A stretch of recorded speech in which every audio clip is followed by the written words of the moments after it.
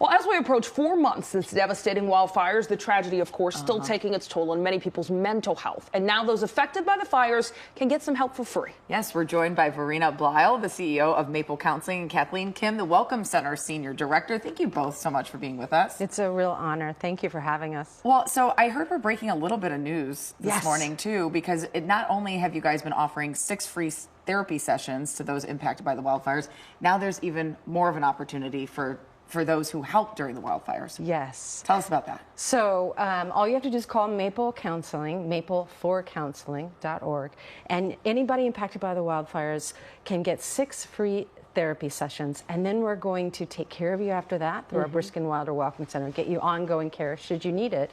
But what we'd love to announce today is we have a very special relationship with the City of Beverly Hills Fire Department, so we have been offering to them 6 months of free therapy to first responders and their immediate family. But the announcement today is that we would love to extend that to any first responders throughout all of LA County that are needing therapy. We would love for you to come.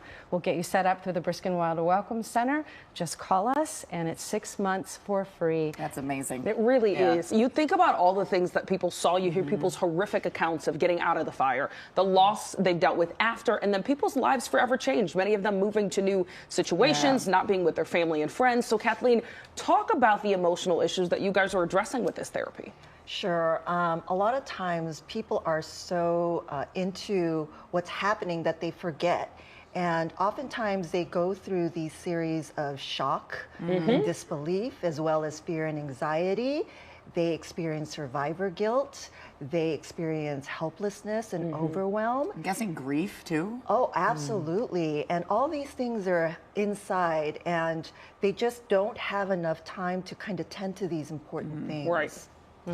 And that's, I'm sure you're seeing the same types of things as well. Absolutely. And generally in situations like the crisis with the LA fires is that people will put their mental health a little bit on the last of the list. Yeah. And so now is a perfect time. We're hoping that people have had a chance to really attend to all of the disruptions and the stress. And now let us help them manage the stress on an ongoing basis before it might break away into PTSD. That's our greatest concern, is we want to get it now before it becomes something more systemic and bigger to deal with. Which is something you see after disasters like this. It's true.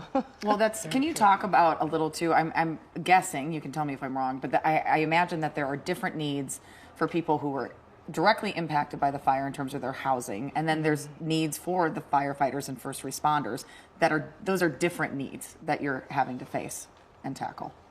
Yeah. It's so easy for people to take care of their medical needs. If they're injured, then they go to the doctor, but they don't take care of their mind health. And this is where it's so important, especially after the fires, because people tend to keep busy. They keep it bottled up. They try to function. And it just doesn't work this way because it doesn't disappear. Yeah. Stress and trauma don't disappear because you ignore them. Right. They take a different shape. Like, yes, we know. Yeah, both of us are like, we understand. The thing is, a lot of people, though, I think, really are just trying to survive right now. They're fighting with their insurance company. They're trying to get back into their home. Maybe they're staying with other relatives, trying to make their kids feel normal because they're displaced from school. Is it ever too late to address trauma like this? I know the sooner the better, but if a year from now they go, you know what, I'm really struggling with everything that happened, is that too late? I don't think so, but obviously we would encourage people to get it as soon as possible. Yeah. But, whenever you're ready, just give Maple Counseling a call.